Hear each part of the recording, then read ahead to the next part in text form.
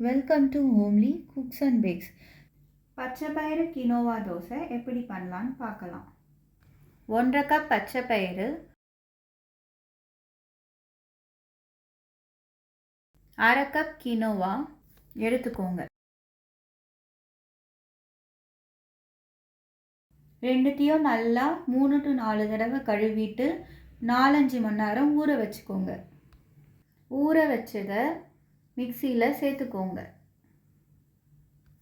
இது கூட 1 ஸ்பூன் சீரகம், 2 பச்சை மிளகாய், 10-15 சின்ன வெங்காயம், அப்புறம் உப்பு இதெல்லாம் சேர்த்து கொஞ்சம் தண்ணி விட்டு தோசை மாவு பதத்துக்கு அரைச்சிக்கோங்க.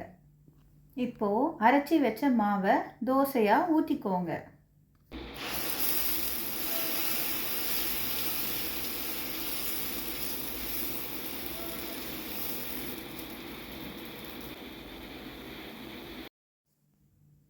இப்போது தோசை 2 பக்கமும் பொன்முறுவலாக வந்ததுக்கப்புறம் எடுத்து சர்வ் பண்ணுங்க.